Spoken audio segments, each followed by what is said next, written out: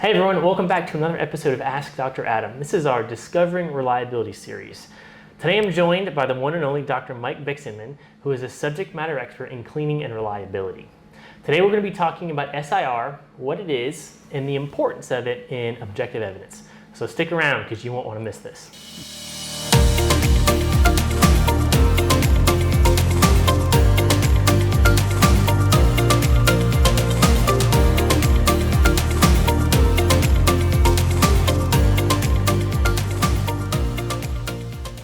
All right, Michael, thanks for being with us. Yeah, thanks, Adam. Thanks for having me. Oh yeah, happy to. Can you describe for us, for those who are new to SIR and reliability, what is surface insulation resistance? Okay.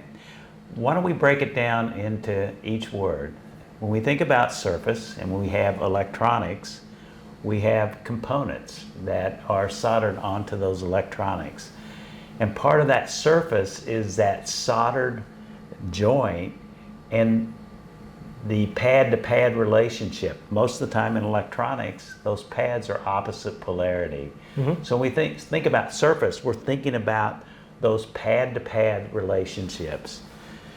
When we think about insulation, in between those pads, we're looking at, is there any type of residue? Let's say when you solder, there's metal oxides, for example, or there could be flux residues. And do those residues or do those metal oxides impede insulation? And when we think about insulation, what we're thinking about is when we insulate something, you know, there's very little contact between that pad-to-pad relationship, if you want to think about it that way. Sure. But when we look at resistance, when we think about electronics, they live in different climatic environments. And when they're in different climatic environments, they're exposed to maybe temperature, maybe heat, maybe dust, you know, because you're creating an electrical field, you can still, you know, pull contamination to the electronics. But when you think about moisture, moisture is really kind of an interesting, you know, water's kind of, as you know, Adam, it's an interesting solvent. Yeah. One of the things about moisture is that it has a unique molecular structure that it can dissolve an ionic residue quite easily. Right.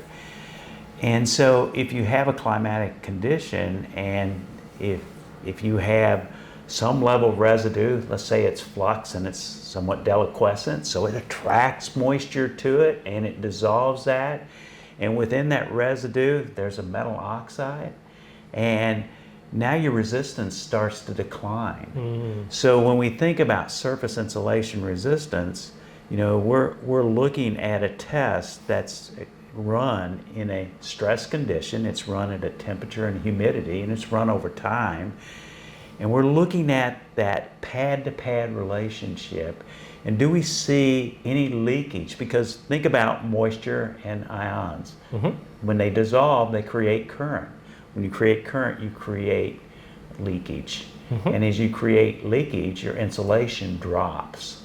So when we think about surface insulation resistance, it is a very effective test to test for the effects of residues. And can those residues become problematic in the reliability of the device where that electronics is a part of that end product? Well, thank you very much for the insights. It's always a pleasure talking with you and learning everything that you have to share with us. Yeah. And for those of you watching, thanks for tuning in. If you like this interview, make sure to hit the like button and subscribe so you don't miss any future episodes. You can always leave your questions or comments in the comment section below, or you can send them to askdradam@kaizen.com. Stay clean.